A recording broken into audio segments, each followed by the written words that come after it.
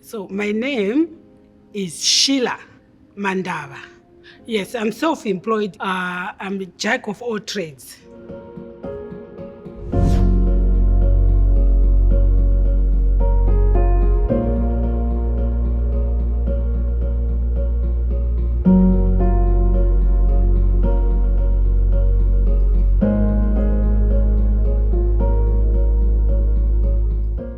I was born in Zimbabwe, but my parents left Rhodesia then when I was 6 months. They settled in Zambia when it was northern Rhodesia. So my father was so much into farming. He had a good background in farming. So we sat somewhere in Zambia. I settled in the wilderness, far from civilization. So that's how I grew up. It empowered me. I'm glad I grew up in that condition, because for me to be out of that place, even now, it's a mystery. My uncle, he died. So left a wife. My father took the wife, took those 6 kids. Overnight, the family was huge. So he would promise every child, you work hard, I send you to school. Because I had to go to a boarding school. I couldn't go to where there were schools, like cities. My parents had no one there where I could live. So I went to a good boarding school. I would go away for 15 kilometers or 15 miles, walk there, come back on a Friday, carry our own food. That way also it inspired me. I said, I don't want to be a farmer. This is good if I work hard at school. So I was always trying to be a nice child. Because if you are not disciplined, we are promised no more school. It shaped me to be really resilient. So I had to go to college, but sponsored as a foreign student from an independent country, Zimbabwe. So when I finished, I had to sign that I would go back when Zimbabwe is independent. So lucky enough, when I finished as an air traffic controller at an aviation school, straight away they bought the ticket. I went to Zimbabwe where I didn't know anyone again. Yeah. So after a year or so, I got a job as an air traffic controller. So in Zimbabwe also I got married. The man was nice. He grew up in England. He was also a special gifted guy. He was a microbiologist. Very nice. I had a good husband. But the family was a nuisance to me. In 2000, when Zimbabwe was also kaput. So I said, I don't want this thing. When I'm old, growing up in this toxic, I said, I'm leaving. I'm going to America.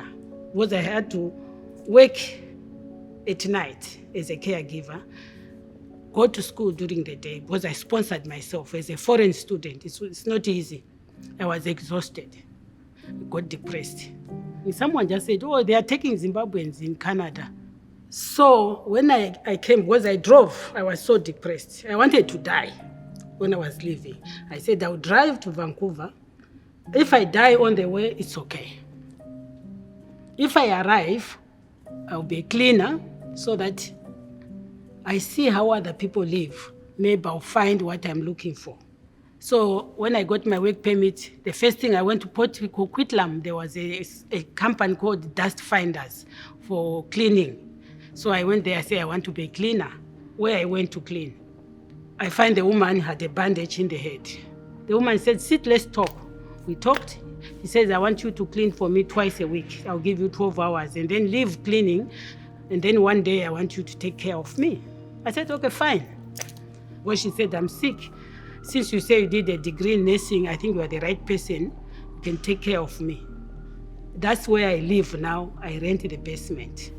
The first place I went to clean, that's where I live. Now it's over 14 years.